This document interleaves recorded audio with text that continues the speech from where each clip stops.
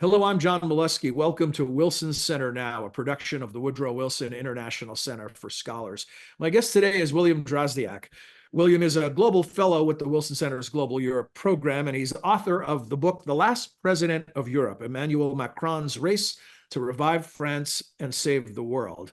Previously, Bill served as foreign editor of the Washington Post and also as the Post's chief European correspondent. He later became the founding executive director of the German Marshall Fund's Transatlantic Center and served for 10 years as president of the American Council on Germany. He joins us to discuss the recent French elections. Bill, welcome to Wilson Center Now, and thank you for joining us. My pleasure, John. So, when President Macron called for the snap election, people were surprised. He said it was to clarify the political situation in France, and now the waters seem muddier than ever. How would you rate Macron's gamble? Has it paid off? I think he's been modestly successful with his gamble. After the first round, in which the National Rally, the far-right party of Marine Le Pen, scored a record breakthrough, it looked like they were destined to run the next government, and that was setting off alarm bells, not just in France, but across Europe. But in the French system, with this two-round system, with the runoff, the centrist party around Macron and the leftist parties, the center left and the far left, banded together and withdrew the third candidate so that they could have a stronger chance of blocking the National Rally. And this is exactly what happened. Le Pen's party finished a disappointing third place for her. They thought they were going to soon take over the government. And now you have a very muddled situation. Some call it a hung parliament, but I think that they will eventually sort this out. I think what Macron will try to do with his centrist allies is try to peel away some of the moderate left forces from the Socialist Party. He will probably do that by announcing a socialist prime minister to run the next government. And we'll see if they muster enough votes across the political spectrum to win a vote of confidence. To the casual observer, someone who's not an expert on French politics, they see the headlines from around the world, and it was all about a surprise result. For someone like you who follows it closely, put this surprise in context. How surprised were you when you saw that the Macron strategy essentially worked in round two? Well, I know that this has been the overriding obsession of his presidency. When I was doing interviews, I had about 6 or 7 hours of interviews with him during the course of my reporting for the book, which the book came out 4 years ago. And he told me then that that accounts for the title, The Last President of Europe. He says, if I fail and Marine Le Pen becomes my successor, it will mean the death of the European Union. And so he has been doing everything he can, particularly with this decision he made, to try and thwart her from becoming president of the République. So I think he's succeeded in blocking the National Rally for the time being, but he fears that they could still regain momentum if the economy does not improve and the immigration situation becomes worse. So about Le Pen, she's putting her best spin on this, and she makes a good point when she said 2 years ago her party had just 7 members of parliament, and now in raw numbers they went from 88 to 140. They have the most, not bigger than the coalition that the left has put together, but for one party, they do have the most. One analyst said the far right was kept at bay, but is more potent than ever. Do you see it that way? Well, I think they've reached the peak of their influence. It's hard to see where across the political spectrum she is going to draw more votes in the future. And it's in the last presidential race against Macron, she got about 1/3 of the vote, and he won with 67%. But there are a few people in further to the right of Marine Le Pen's party that might vote for her, but I don't see her drawing much support from the centrists and other forces like the Les Républicains, because traditionally the French mainstream parties have been able to block them by putting together what they call a pacte républicain, a Republican front that would prevent the National Front from taking power. And the reason this is so much more emotional in France than perhaps elsewhere is that France was occupied by the Nazis during World War II, and ever since then, and the anti-Semitism and the anti-immigrant language that we have heard over the years from Marine Le Pen's father, who was the founder of her party, and other supporters, has been something of that has disgusted and dismayed much of the French electorate. And I think that's what we saw happen in the second round. Record turnout, 67% voters, and came all across. It came out to prevent the national rally from taking power. And I think when I asked you the question and quoted Le Pen, I used her quote from the morning after of 140 seats, and the official tally puts them at 143 seats. Just to be clear, so people out there fact checking in real time. So where does the government go from here? I mean, Macron is now in Washington for the NATO summit, so he left his current prime minister in place, at least temporarily, to keep the trains running. But already people are stepping forward. Olivier Faure, is that my French is not what yours is, so I'm not sure if I pronounced that correctly. Yes. Faure, okay. So, how does he decide who becomes the next prime minister, and how critical is that to getting the coalition off to a good start? Well, I think he's going to take some time in assessing the aftermath of the elections. And also, he wants to ensure that the Olympic Games, which are taking place the last 2 weeks of July in Paris, can be played out in stability, and they want to make this a great success. France has invested a lot of money and effort in making the games really special, and I think that that's why he wants to leave the present government in as a caretaker force. But he will be, I think, in August, when much of France goes off on vacation, he'll be pondering his next moves, and we will probably see a new government put together at some point in September, maybe at the latest in October. Now, I think if they don't get a vote of confidence passed by taking a moderate prime minister candidate from the left, we could see a technocratic government of elder statesmen above the political fray, so to speak, who will run France over the course of the next year. And then and then Macron has the opportunity to call new elections a year from now, let's say next June, when he hopes that the dust will have settled and that his own centrist coalition will be in a stronger position. So what you're describing as a technocratic government would essentially be a placeholder until the next election? Right. We've seen this elsewhere in the past few years. Let's say in Italy, Mario Draghi, the former head of the European Central Bank, was installed as prime minister and did a very good job, stabilized the economy and reassured the voters.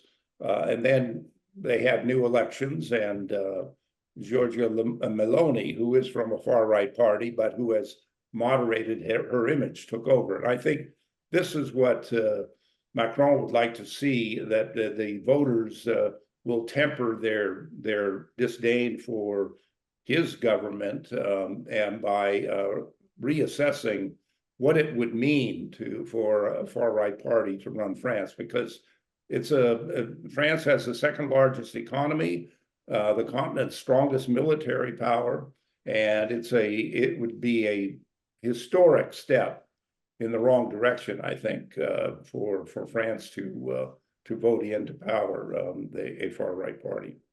The differences, the policy differences between left and right are stark and would have significant implications for things like migration or support for Ukraine. But within the left coalition, what are the issues that are going to determine how cohesive that can be and how strong that can be, and whether it can govern beyond the gridlock that might just set up the next election? Well, one thing that does unite this five-party coalition on the left, which is very disjointed and has the risk of falling apart very quickly. Right now, they can't even decide who will represent them as their prime minister candidate. But I think that Macron is very hesitant to see any dramatic changes carried out by his opponents in the new Popular Front on the left wing, because they've already said that they want to reverse the changes in the pension programs and the labor reforms that he's carried out. And for him, these have been significant achievements of his presidency. I mean, France right now has the lowest unemployment rate in more than 20 years. It's become a much more hospitable place for business and foreign investors. He's unleashed the innovative powers of younger people in France, and cut back on state regulations. So he would hate to see the leftist coalition come in and restore this. And the other big sticking point, for which there were a lot of angry demonstrations, was his effort to raise the age of retirement modestly just to 64, whereas elsewhere in Europe it's 67, 68, even higher. So France has that lowest, even with the demographics of people living much longer, and it's very costly for their pension system. What is that number currently in France? What is the pension age? It's now 64, but the socialists said they want to lower it back down to 60. Got it. Okay. And how long has it been 64 from 60? Is that He pushed that through in the teeth of great protests across the country. right? From 60, it was at 62, and he bumped it up to 64. So how popular or unpopular is Macron himself at this moment? He's no doubt suffered a great fall in his popularity levels. I think this is due. I attributed it to his naivete. He had never before been elected to public office when he ran for the presidency, and then surprised everybody by winning. And he does have an arrogant streak that has rubbed a lot of French voters the wrong way. But in my personal conversations with him, I found him to be one of the most imaginative and serious thinkers of all the leaders that I've met. And he certainly has strong views. He's the most pro-European president that France has ever chosen. And he has wanted to use his presidency to push for a greater leap forward by the European Union to become a great power in its own right on the world stage, because he fears that in this era of resurgent big power rivalry pitting the United States against Russia and China, Europe will be ripped apart by these bigger powers, and that it has to be able to stand up on the global stage to defend its own interests. About that, Bill, you know, in this country, a president, even without the support of Congress, has a lot of latitude in the conduct of foreign policy. What is the situation as it relates to that in French politics? Can Macron continue, whether it's support for Ukraine or what other international initiatives that have been part of his agenda? Well, very much so. The French presidency has great powers in terms of conducting foreign and security matters. This, of course, was hand-carved by Charles de Gaulle when he set up the Fifth Republic. And Macron sees that as the principal mission for the last 3 years he now has in his second term as president. So he wants to be able to persuade his European partners that they need to take greater responsibility for their own security, because he says we don't know which direction the United States is going to go, regardless of who wins the election this November. He already sees that whether it's a Democratic or Republican president, the United States is more concerned about the security situation in Asia, and particularly the competition with China, and is prepared to reduce its commitment to Europe once we can get some kind of a resolution of the war in Ukraine. The official White House statement after the election is, one way to interpret it is a certain amount of relief was expressed based on the outcome. Is that a similar among EU nations? Was that a similar reaction? Yes, I think so. Germany, France's partner to the east, and a key power in its own right in the European Union, is facing challenges from its own far-right party, the Alternative for Deutschland. And so they hope that they wanted to see this as a way of stemming the populist tide of nationalism on the far right that has been rising. We see a populist right-wing government in power in Hungary. Until recently, one was in power in Poland, and it has a strong presence in Italy, and now even in Spain. Far-right parties are becoming more and more prominent. So this is, in Macron's view, a potentially lethal challenge to the European Union and his efforts to try to invest more sovereignty in a more integrated European community. My final question for you today is about timing, or maybe better, time. And I'm wondering about how much time Macron and the coalition have. You mentioned early in our discussion that Le Pen's party may have peaked at this 143 seats, and there's not much else place to go to gain more traction. But what about timing in terms of, is there a free pass until we get through the Olympics, and then will things really start to matter? Or is it months? Is it years? How much time do they have to really start to build a stronger coalition, make sure that Le Pen's party is peaked at 143?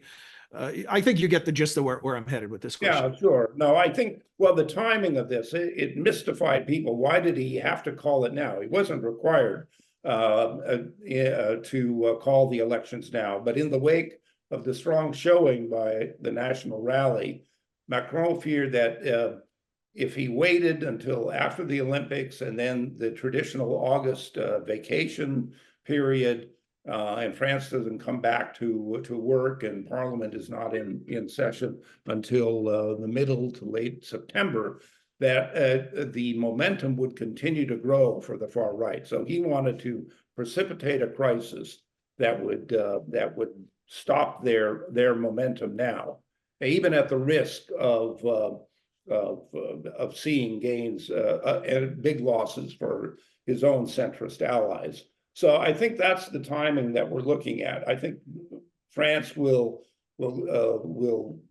try to carry out the Olympics in peaceful, stable manner with the current caretaker government. Everybody will go on vacation in August, and then we'll come back in September to a very turbulent period for the remainder of the year in France as they try to sort out the political mess. Well, we'll stay tuned, and we'll have you back when we get to that period to see what's happening. But thank you very much. Our guest has been William Drozdiak, and his great book, The Last President of Europe, Emmanuel Macron's Race to Revive France and Save the World, really is a fascinating look at who has become an even more fascinating figure in world politics after this recent round of elections. Thanks, Bill. My pleasure. Okay. We hope you enjoyed this edition of Wilson Center Now, and that you'll join us again soon. Until then, for all of us at the Center, I'm John Molesky. Thanks for your time and interest.